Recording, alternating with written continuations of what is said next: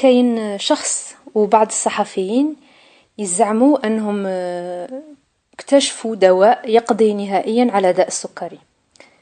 الأطباء وعمال قطاع الصحة مشي مقتنعين بهذا الشيء، وباش يفهم المواطن علاش هذا الدواء ما كانش منه يلزم نشرحوا ما هو داء السكري أولا وكيفاش نعالجوه بصح بصفة مختصرة. جسم الإنسان باش يخدم يحتاج الجلوكوز اللي هو السكر. السكر يجي من الماكلة، يفوت في الأوعية الدموية اللي هي العروق تاع الدم، لكن مكان السكر مشي في العروق نتاع الدم. هاد العروق كيما لوطوغوت يديها باش يوصل للخلية وين يؤدي الدور نتاعه. إذا السكر ما دخلش للخلية وبقى يتراكم في الدم يعطينا داء السكري. بصح السكر ما يقدرش يدخل بوحده للخلية، يحتاج حاجة تدخله. هاد الحاجة هي الانسولين. الانسولين يصنعها عضو في جسم الإنسان هو لو بانكرياس أو البنكرياس. كاين نوعين أكثر انتشارا من داء السكري.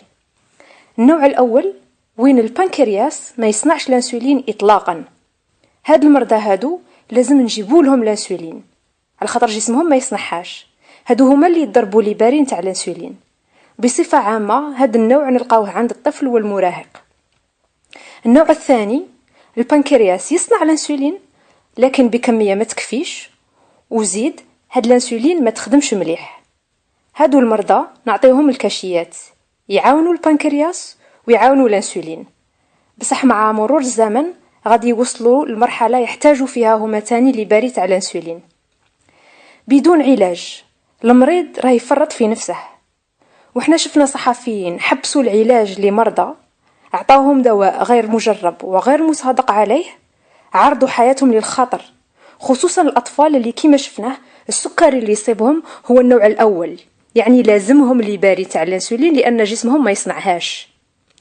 السكري مع الأسف مرض مزمن، لازم له مراقبة دائمة بهذوك لي زاباغي الصغار، وتانيك لازم كل 3 شهور المريض يقلع الدم باش يعبر حاجة سموها ليموغلوبين غليكي، اللي هي تقول لنا إذا كان السكر منظم ولا لا في 3 شهور اللي فاتوا. يعني الأعراض الجسدية ما تقدرش تجزم بها عن حالة المريض. لي زاناليز هما الصح، وعلى الدوام لازم ينداروا هاد لي زاناليز وعلى فترات طويلة تاع مراقبة. بصح هاد الصحفيين جربوا في الناس الدواء في أسبوع ولا 2 وغيب الأعراض الجسدية قالك صاي براو كليا من السكري. هذا تمسخير. داء السكري يسموه القاتل الصامت، على خاطرش المريض ما يحسش به، بصح هو راه يهلك له في جسمه من الداخل. يهلك الكلى، يهلك القلب، يهلك العينين، يهلك العروق نتاع الدم، يهلك العروق نتاع الراس، يوصل لقطع الأرجل، يدير الكوما، وزيد وزيد وزيد، وما يجي يحس المريض حتى تكون تفرت. في العالم كاع كيما دار أي دواء قبل ما يعطوه رخصة للتسويق لازم يفوت بربعة نتاع المراحل، 4 نتاع البراجات. البراج الأول يجربوه في الفئران، الجرذان، ما يخاطروش بحياة الناس. لما يتأكدوا أن الدواء هذا ما درش الفئران وبراها يفوتوا للبراج الثاني. البراج الثاني يجربوه في ناس أصحاء متطوعين، مازال ما لحقناش للمريض، على خاطرش خطرات هاد الدواء ما يدرش الفئران بصح يضر الإنسان. لما الناس الأصحاء المتطوعين ما يضرهمش الدواء نفوتوا للبراج الثالث اللي هو نجربوه في مرضى متطوعين، وإذا ما درش المرضى المتطوعين وحسن من صحتهم عادا نفوتوا للبراج الرابع، واللي هو طالب رخصة تاع التسويق هذا الدواء من طرف المؤسسات المتكفلة بالصحة والمراقبة وتسليم هذا الرخص باش يستعمل.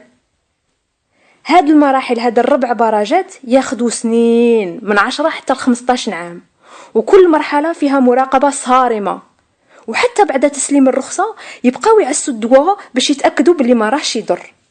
وهادو جاو جربوا الدواء في الناس، عرضوا حياتهم للخطر وتلعبوا بمشاعر ومعاناة كل مرضى السكري اللي صدقوهم.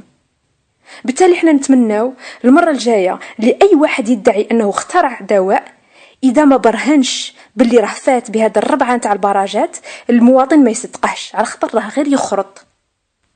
وفي الأخير تحية إلى وزير قطاع يسمح بالتلاعب بصحة وحياة المرضى بكل مبالاة.